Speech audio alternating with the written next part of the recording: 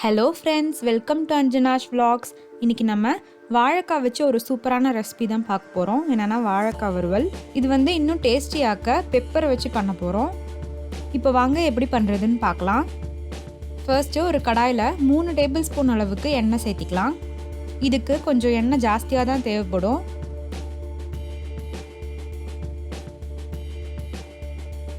எண்ணெய் சூடானதுக்கப்புறம் கொஞ்சமாக கடுகு,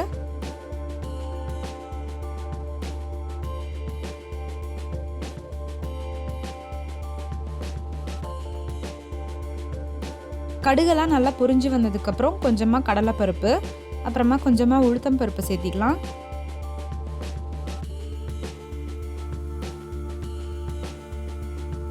இப்போ கொஞ்சம் கருவேப்பிலையில சேர்த்திக்கலாம்.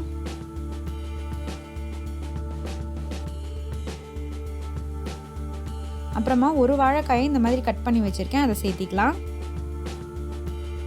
நான் கட் பண்ணி தண்ணியில் போட்டு வச்சுருந்தேன். நீங்களும் கட் பண்ணிங்கன்னா தண்ணியில் போட்டு வச்சுக்கோங்க, இல்லைன்னா கருப்பாயிடும்.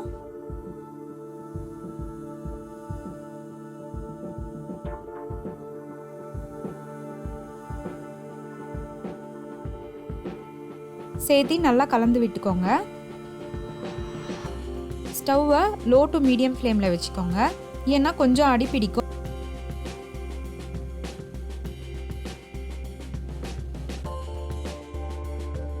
இப்போ வாழைக்காய்க்கு தேவையான அளவு உப்பு சேர்த்திக்கலாம்.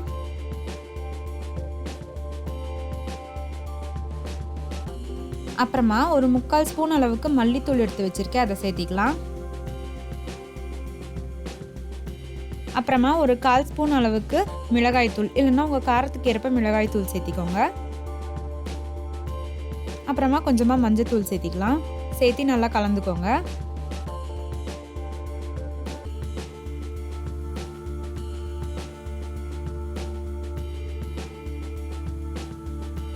இப்போது நெக்ஸ்ட்டு ஒரு சின்ன ஸ்பூனில் 1 ஸ்பூன் அளவுக்கு பெப்பர் எடுத்து வச்சுருக்கேன், அதை சேர்த்திக்கலாம். உங்களுக்கு பெரிய ஸ்பூனாக இருந்ததுன்னா ஒரு 1/2 டீஸ்பூன் சேர்த்திக்கோங்க. சேர்த்து நல்லா கலந்து விட்டுக்கோங்க.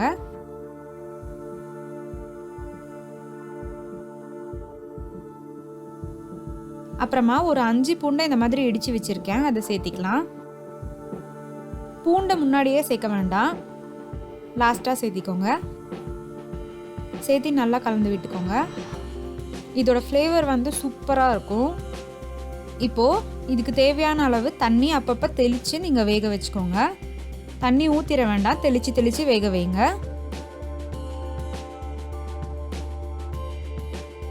இப்போ இது வெந்ததுக்கப்புறம் காமிக்கிறேன் பாருங்கள். இப்போ பார்த்தீங்கன்னா தண்ணி தெளித்து வேக வச்சாச்சு, நல்லா வெந்துருச்சு. பார்த்திங்கன்னா இந்த மாதிரி தான் இருக்கும், கொஞ்சம் மசாலா மாதிரி தான் இருக்கும், ஆனால் டேஸ்ட்டு சூப்பராக இருக்கும். ரசத்துக்கெல்லாம் வச்சு சாப்பிட்டிங்கன்னா அவ்வளோ டேஸ்ட்டாக இருக்கும். இந்த ரெசிபியை கண்டிப்பாக ட்ரை பண்ணி பார்த்துட்டு உங்கள் ஃபீட்பேக்கை எங்களோட கமெண்ட் செக்ஷனில் ஷேர் பண்ணுங்கள். அண்ட் இந்த வீடியோ உங்களுக்கு பிடிச்சிருந்தது அப்படின்னா எங்கள் சேனலை மறக்காமல் சப்ஸ்கிரைப் பண்ணிட்டு கூடவே அந்த பெல் பட்டனையும் கிளிக் பண்ணிவிடுங்க. Thank you friends.